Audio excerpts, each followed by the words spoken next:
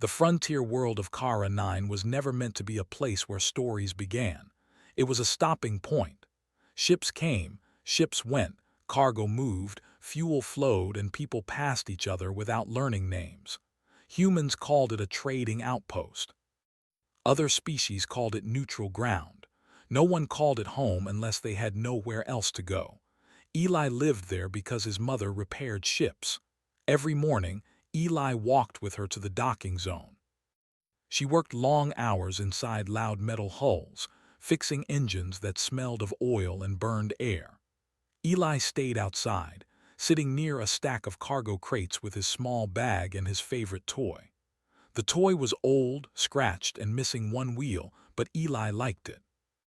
It was a small human rover with a spinning antenna. When he pushed it across the ground, it made soft clicking sounds. Most days were the same.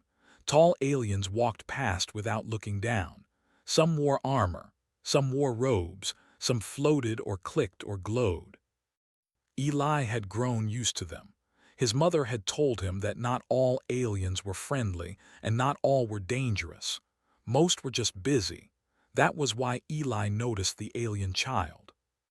The child sat far away from the others, close to the edge of the docking field, where the ground turned dark and smooth from heavy landings. He was small, even smaller than Eli, with thin arms and skin the color of dark stone. His eyes were large and silver, and his hands had too many fingers. He held his knees close to his chest and did not move. Eli saw him on the first day and wondered why he was alone. On the second day, Eli noticed that the child was still alone. On the third day, Eli realized something was wrong. The alien child never played. He never spoke. He never looked toward the ships or the adults of his own kind who stood far away in heavy armor, watching everything with still bodies and glowing eyes. They did not look at the child. They did not speak to him. It was as if he did not exist. Eli felt a strange tight feeling in his chest. That day, Eli's mother was late. A large freighter had arrived with engine damage, and the repair would take longer than expected. She told Eli to stay where he always stayed and not to wander. Eli nodded. He always nodded, but he kept looking at the lonely figure across the field. He picked up his toy rover and rolled it back and forth on the ground. Then he stood up. The distance between them was not far, but it felt big. Eli walked slowly, unsure if he was doing something wrong. No one stopped him. No alarms sounded. The armored aliens did not move. The alien child noticed Eli when he was only a few steps away. Silver eyes widened. The child pulled his knees closer, his body tense, ready to run or fight or scream. Eli stopped walking. Eli remembered what his mother said when he was afraid of new things. Slow, soft, kind. Eli sat down on the ground, leaving space between them. He did not smile too big. He did not move fast. He just sat there. The alien child stared. Eli gently pushed his toy rover forward. It rolled across the ground, stopped, then tipped slightly to one side. Eli pushed it again, making the antenna spin. The clicking sound echoed softly. The alien child tilted his head. Eli picked up the rover and held it out, both hands open. He did not say anything. He did not know the alien language. He only knew that toys were the same everywhere. For a long moment, nothing happened. Wind moved dust across the landing field. Ships hummed in the distance. The armored figures remained still, watching with glowing eyes that missed nothing. Slowly, carefully, the alien child reached out. His fingers brushed the rover. He pulled back, then touched it again. This time he wrapped his long fingers around it and lifted it. The clicking sound stopped. The alien child stared at the toy as if it were something impossible. Eli felt the tight feeling in his chest loosen. He smiled. The alien child did not smile back, but something changed in his eyes. The fear softened just a little. He pushed the rover forward. It rolled. He pushed it again. The antenna spun. A soft sound escaped his throat. It was not laughter, but it was close. That was when one of the armored figures shifted. Eli felt it more than he saw it. A heavy presence moved behind him. He turned his head slightly and saw a warrior standing only a few steps away. The warrior was enormous. His armor was dark, thick, and marked with old scars. His eyes glowed a deep red. A weapon rested on his back, large enough to tear a human apart. Eli's heart started to beat fast.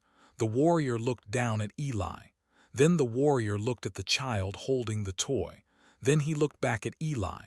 The warrior did not speak. He did not move closer. After a moment, he stepped back and returned to his place among the others. Eli did not understand what that meant, but the alien child understood something. He held the toy tighter. When Eli's mother finally finished her work, she found Eli sitting beside the alien child, rolling the rover back and forth between them. Her breath caught in her throat. "Eli," she said softly. Eli stood up at once. "I didn't go far," he said quickly. He was lonely. His mother looked at the alien child. Then she looked at the armored warriors watching from a distance. Her body went stiff. She reached for Eli's hand. The alien child looked up at her. Slowly, carefully, he stood. He held the toy to his chest. Then he bowed his head slightly, a simple motion but one filled with meaning. Before Eli or his mother could react, the child turned and walked toward his people. The warriors closed ranks around him, forming a moving wall of armor. As they walked away, one warrior turned his head and looked back at Eli. The red eyes burned into his memory.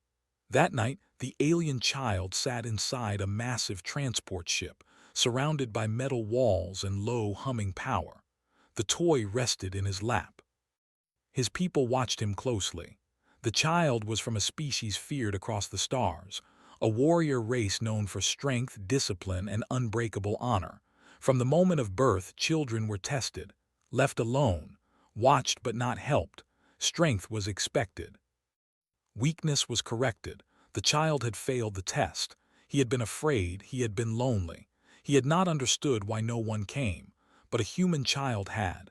The elders gathered around him. Their armor was older, heavier, marked by centuries of war.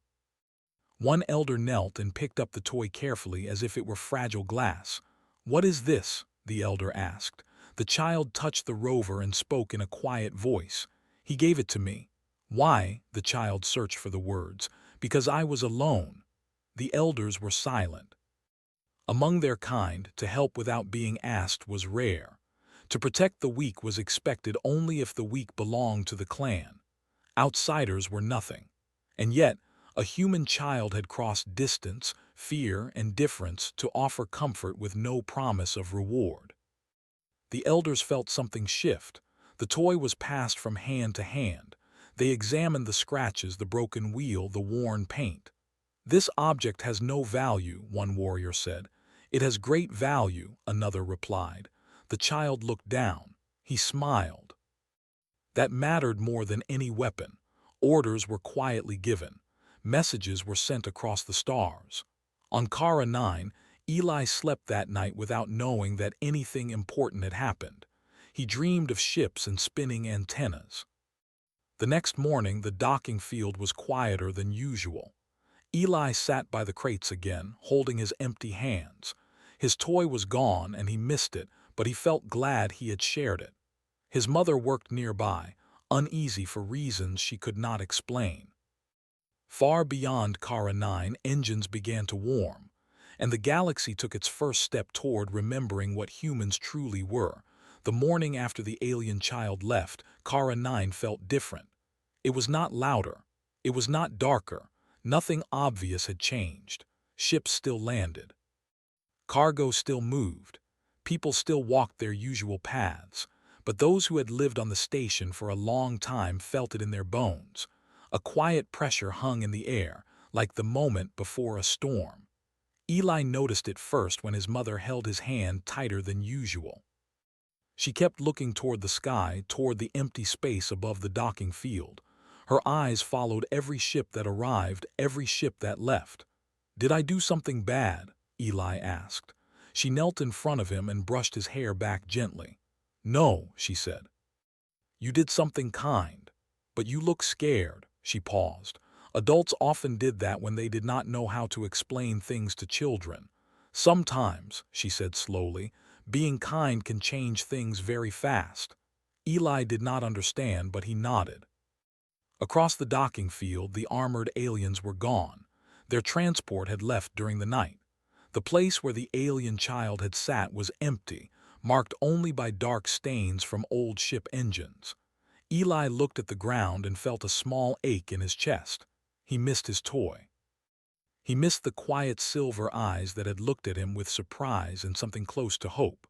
Far away, beyond human space, the alien child sat in a chamber made of black stone and metal. The walls were carved with symbols of battles long past. The air was cool and heavy. The toy rover rested on a raised platform in front of him. The child's name in his own language meant one who endures. He had endured many things in his short life, but none had prepared him for this moment. The elders stood in a wide circle. Warriors lined the walls, silent and still. Red eyes glowed in the dim light. The eldest among them stepped forward. His armor was ancient, marked by deep cuts that had never been repaired. His voice was slow and powerful. "You were tested," the elder said. "You were alone." The child lowered his head. "Yes. You were afraid. Yes. You were helped." The child hesitated. "Yes." A low sound moved through the chamber. It was not anger, it was not approval, it was thought. "Who helped you?" the elder asked. "A human child." The word human caused several warriors to shift. Humans were known to the clan, traders, builders, short-lived, soft, useful but not powerful. "And what did this human child demand from you?" the elder asked. The child looked up, confused. "Nothing." Silence fell. "Nothing," another elder repeated. "He did not ask my name," the child said. "He did not ask for favor. He did not ask for protection. He only smiled and gave me his toy." The elders looked at the small object on the platform. Among their kind, gifts were rare. Gifts without price were almost unheard of. The eldest elder turned to the warriors. "What does our law say of debts?" a commander answered. "A debt of honor must be repaid, in full, in public." "And what is the weight of a gift given to the helpless?" the elder asked. The commander's voice grew quieter. "It is the highest form of courage." The elders turned back to the child. "You failed the test," the elder said. The child's shoulders tightened. "But the test failed you," the elder continued, "because strength without compassion is hollow." The child's eyes widened. The elder placed one heavy hand on the platform beside the toy. "This object is not a toy," he said. "It is proof. Proof that humans were not what the galaxy believed. Messages were sent that same day. They moved through space faster than any civilian transmission. Coded, sealed, marked with symbols of absolute authority. 500 warriors were summoned. Not soldiers, not guards. Warriors of oath and honor, chosen from across the clan's territories. Those who had survived 100 battles. Those whose names were spoken with respect and fear. They were told only this: a debt had been created by a human child. On Kara 9, the human station commander received the first warning signal 3 days later. It was brief. No threat. No explanation. Only the signature of the warrior clan's command fleet detected at extreme range. The commander's blood ran cold. The warrior clan did not move fleets without reason. Emergency meetings were called. Traders packed their ships. Security forces doubled patrols. Long-range sensors were pushed to their limits. Rumors spread faster than facts. "They're coming to claim territory. They're coming to punish someone. They're coming because of that kid." Eli's mother heard the whispers and felt fear settle deep in her chest. That night she sat beside Eli's bed long after he fell asleep. "You were brave," she whispered, though he could not hear her. "But bravery can be dangerous." Eli dreamed of his toy rover spinning through the stars. The warriors gathered. They came from desert worlds, ice moons, ruined planets scarred by ancient wars. They arrived in silence, docking with massive command ships that dwarfed anything humans had built. No songs were sung. No speeches were made. Armor was checked. Weapons were secured. Oaths were renewed. The child watched from a high balcony as ship after ship joined the formation. He felt small and large at the same time. "Are they angry?" he asked the elder beside him. The elder shook his head. "They are focused. Will they hurt the human child?" The elder turned, red eyes steady. "No one will ever hurt that child." The fleet began to move. On Kara 9, the sky changed. At first, it was only a shadow, barely visible against the stars. Then sensors screamed warnings across every system. 500 warships dropped out of faster-than-light travel in perfect formation. They did not fire. They did not advance. They waited. The station went into lockdown. Civilians were ordered inside. Defense platforms powered up, then hesitated. Everyone knew that if the warriors attacked, Kara 9 would not survive long enough to matter. Eli stood at the observation window with his mother, watching the dark shapes fill the sky. "They're big," he said softly. "Yes," his mother replied. "Are they here because of me?" She did not answer right away. Lying would not help. "Maybe," she said, "but if they are, it's not because you did something wrong." A single ship broke from the formation and moved closer. It stopped at a respectful distance, weapons powered down, shields lowered. A transmission request appeared on every screen. The station commander swallowed and accepted it. An armored figure filled the display. Red eyes, scarred armor, a presence that felt like standing before a mountain. "I speak for the warrior clans," the figure said.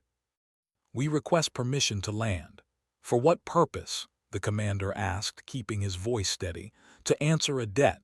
Confusion spread through the command center. "What debt?" The warrior paused. "One that was created when a human child chose kindness over fear." The commander's eyes widened. The transmission ended. The warrior ships began their descent. Eli felt his mother's hand tremble in his. He did not know what was coming. But somewhere deep inside, he remembered the silver eyes of a lonely alien child and the way they had softened when the toy rolled across the ground. And for the first time since the sky filled with warships, Eli was not afraid. The landing shook Kara 9. Not from weapons or explosions, but from weight. 500 warrior ships descended in perfect order, their engines burning blue-white against the sky. They landed around the docking field, forming a wide circle. The ground trembled under their mass. Humans watched from behind windows, barriers, and shields. Some prayed, some recorded, some held their children close. Eli stood near the front, his small hand wrapped tightly in his mother's. His heart beat fast, but he did not cry. He remembered the alien child's silver eyes. He remembered the toy rolling between them. The doors of the lead ship opened. A ramp lowered slowly. Heavy footsteps echoed as the first warrior stepped out. He was taller than any human. His armor was dark and thick, marked with symbols carved deep into the metal. His red eyes scanned the area not with anger but with sharp focus. Then he did something no one expected. He knelt. The sound of metal striking ground echoed across the field. One knee, head lowered, weapon untouched. Behind him, more warriors emerged. One by one, 500 fierce warriors knelt. The entire docking field fell silent. Humans stared in shock. Cameras shook in trembling hands. No one spoke. The warrior commander raised his head and spoke in a voice that carried across the open space without shouting. "Humans of Kara 9, he said, "we come not as conquerors, we come as debt-bearers." The station commander stepped forward, surrounded by guards who looked very small beside the armored giants. "Explain," he said carefully. The warrior commander turned his gaze toward the crowd. His eyes moved slowly, then stopped. They locked onto Eli. The commander stood and walked forward. Each step was heavy, controlled. He stopped a few meters away and knelt again, this time directly in front of the child. Eli's mother gasped and tried to pull him back, but Eli gently squeezed her hand and took one small step forward. The warrior removed something from his armor. It was the toy rover. cleaned, repaired, the missing wheel replaced with a perfectly shaped metal one. The antenna polished, spinning smoothly. The scratches were still there, left untouched. The warrior held it out with both hands. "This object," the warrior said, "is proof of courage." Eli blinked. "That's my toy." "Yes," the warrior replied, "and you gave it away." Eli looked down. He was lonely. A sound moved through the warriors, not words, not anger, respect. The warrior commander continued, "Among our people, strength is everything. But your kind has shown us something we forgot.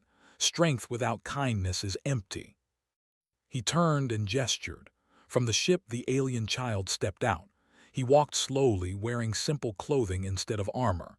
His silver eyes searched the crowd until they found Eli. They widened. Eli smiled. The alien child walked faster, then stopped a short distance away. He bowed his head deeply, holding the toy against his chest. "My name," he said in careful human words, "means one who endures, but you taught me something else." Eli tilted his head. "What?" The child lifted his eyes. "That being alone does not mean being weak." The warriors stood as one. The sound was like thunder. The commander raised his voice again. "Hear this, humans. A child of your kind created a bond of honor. Such a bond is not small. It does not end with words." He raised his fist to his chest. 500 warriors did the same. "We swear protection," the commander declared.